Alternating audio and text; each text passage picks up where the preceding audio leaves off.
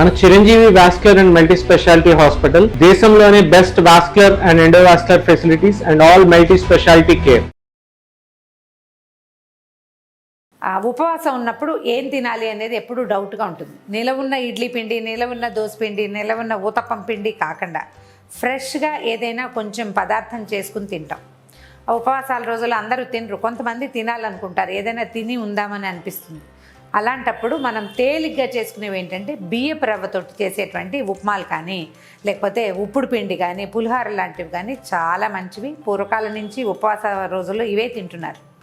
సాబుదాన కిచిడీలు కూడా చేసుకుంటారు. మన వైపు సాబుదాన కిచిడీ కంటే కూడా ఈ ఉప్పుడు పిండి తినడం చాలా ఎక్కువగా కనిపిస్తుంది. బాగా సింపుల్. ఎండాకాలం ఇంకేమీ లేకపోతే రాత్రి వేళలు కూడా కొంచెం చక్కగా ఉప్పు పిండి చేసుకోవడం. ఉప్పిండి అంటారు, ఉప్పుడు పిండి.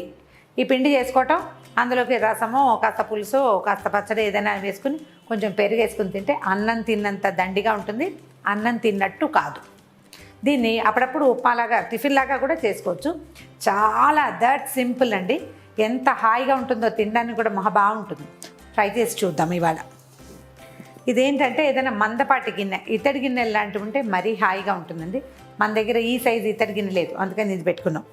మనం ఎంత రవ్వ చేసుకోదలుచుకున్నాము, ఇప్పుడు 1 కప్పు రవ్వ అనుకోండి. ఇది ఒకళ్ళకి ఎక్కువ, ఇద్దరికి తక్కువ. 1 కప్పున్నర చేస్తే దీంతో చక్కగా ఇద్దరికి హాయిగా ఈవినింగ్ టిఫిన్గా సరిపోతుంది, రాత్రికి అనమాట, డిన్నర్కి. 1 కప్పు బియ్యపు రవ్వకి ఇందులో 1 పావు వంతు కంటే తక్కువ పెసరపప్పు వేసుకుంటే బాగుంటుంది. కొన్ని చోట్ల ఈ మధ్య ఎర్ర కందిపప్పు వేయటం కూడా చూశానండి నేను, బట్ అది నా చాయిస్ కాదు. ట్రై చేయొచ్చు, కావాలంటే అది కూడా వేసుకోవచ్చు. మామూలు కందిపప్పు, శనగపప్పు వేయము, పెసరపప్పు లేదా మసూర్ దాల్ దాన్ని వాడుకోవచ్చు. అయితే దీనికి ఏం చేయాలంటే 1కి 2 బియ్యానికి వేసినట్టే కొలత. కప్పు పెట్టాను కాబట్టి అదే చూపిస్తున్నాను. బియ్యానికి 2 కప్పులు నీళ్లు, తర్వాత పెసరపప్పుకి కాసిని, దానికి కూడా 1కి 2 పడతాయి ఈజీగా. తర్వాత ఏం చేయాలంటే పెసరపప్పుని కాస్త నీటిలో పోసుకోవాలి. అయితే మనం రవ్వని కడగం. ఈ రవ్వ సాధారణంగా ఎట్లా చేయాలంటే, మనం కొనుక్కున్న రవ్వ అయితే ఒక రకం, లేదనుకోండి బియ్యం కాస్త కడిగి ఆరబోసేసుకుని రవ్వ మనం మిక్సీలో పట్టేసుకుంటే చక్కగా వస్తుందండి. పట్టి అట్టి పెట్టుకుంటే చాలా బాగుంటుంది. నీళ్ళలోనే ఈ పెసరపప్పుని కడిగిన పెసరపప్పుని ఇందులో వేసేసేయండి.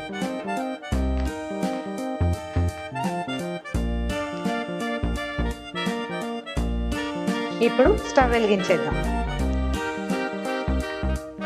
నీళ్లు తెరలక్కర్లేదండి, పెసరపప్పుతోటి కాయిపోవచ్చు, లేదా ఈ నీళ్ళు ఎసరొచ్చాక కూడా పోసుకోవచ్చు. మీ చాయిస్ అంతే, మీ సమయాన్ని బట్టి.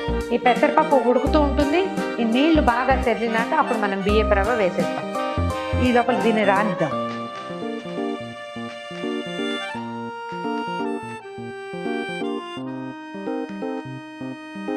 మనం ఈ పెసరపప్పు, కందిపప్పు ఏవి ఉడికిచ్చినా పైన ఒక నురుగులాగా వస్తుందండి.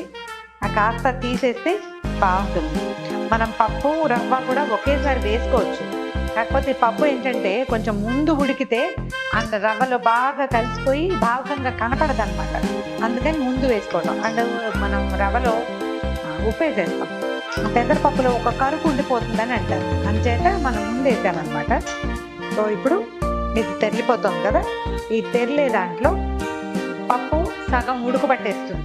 మనం ఈ వెసులుబాటు కందిపప్పులో ఉండదు, శనగపప్పులో కూడా ఉండదు. బట్ ఈ చిన్న ఎర్ర కందిపప్పు కానీ పెసరపప్పు కానీ హాయిగా ఉడికిపోతాయి. మన రవ్వనెత్తి ఇందులో పోసేస్తాం.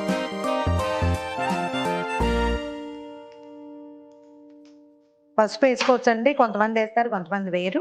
దీంట్లో ఏంటంటే ఉడుకుతుండగానే 1 పావు స్పూను జీలకర్ర, తర్వాత దీనికి సరిపడా ఉప్పు కూడా వేసేసేయచ్చు. మనం దీన్ని సిమ్లో పెట్టి నిదానంగా ఉడకనిద్దాం. చూడండి, చిక్కబడిపోయినట్టు కనపడుతుంది, కానీ ఉడకదు, రవ్వ కదా, కొంచెం సమయం పడుతుంది. మూత పెట్టేసి వదిలిపెట్టేద్దాం.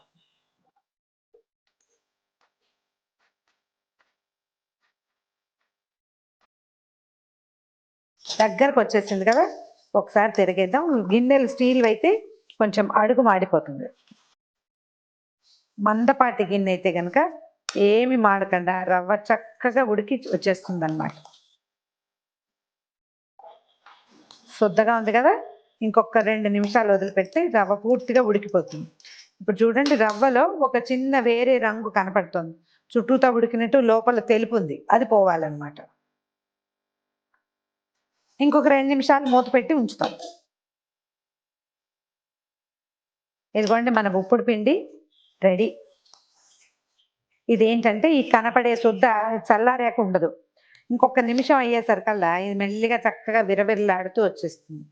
ఇలా తయారు చేసుకున్న ఉప్పుడు పిండిలో మనం చట్నీలు వేసుకోవచ్చు, ఊరగాయలు వేసుకోవచ్చు, తర్వాత రసం కానీ, పులుసు కానీ, సాంబార్ కానీ, తర్వాత పెరుగు వేసుకుని ఏది వేసుకుని తిన్నా కూడా అన్నం తిన్నంత దండిగా ఉంటుంది.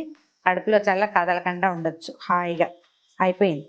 దీన్ని ఏంటంటే రవ్వ బాగా ఉడికిపోవాలి, ప్రధానమైంది. ఆ రవ్వ లోపల పచ్చి ఉండకూడదు.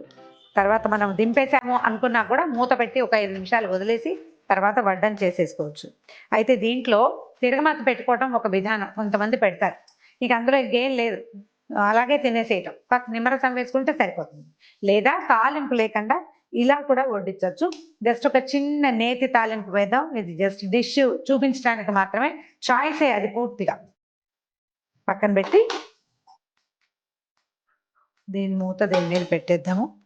ఒక చిన్న తిరగమాత, ఒక చుక్క నేర్చుక్క వేసి కొద్దిగా మినపప్పు, ఆవాలు, జీలకర్ర, ఎండుమిర్చి, కరివేపాకు తిరగమాత పెడితే చూడ్డానికి బాగుంటుంది. ప్లేట్లో పెట్టుకుంటే బాగుంటుంది అనమాట.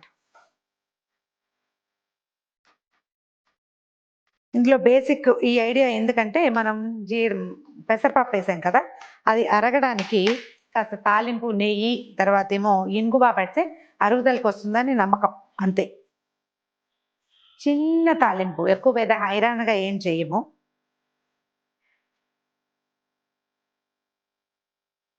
తాలింపు దినుసులు వేసేయండి. నేను పప్పులు ఏం వేయలేదు, జస్ట్ కొంచెం మినపప్పు వేసాను, తర్వాత జీలకర్ర, ఆవాలు, ఎండుమిర్చి.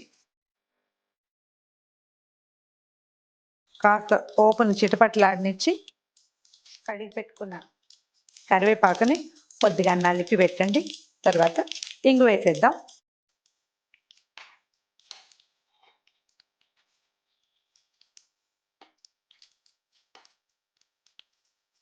కరివేపాకు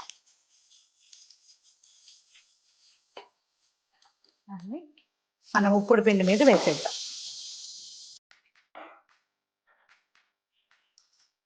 ఒకసారి పైకి కింద కలిపేస్తే ఇందాకటి కంటే కూడా ఇప్పుడు బాగా సెటిల్ అయిపోయింది చూడండి.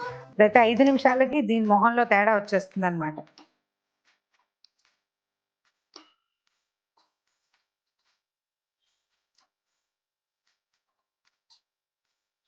అయిపోయింది. మన ఉప్పుడు పిండి రెడీ. ప్లేట్లో సర్వ్ చేద్దాం చూడండి. కాస్త అటు ఇటుగా ఇది కొంచెం ఉప్మా లాగా అనిపిస్తుంది.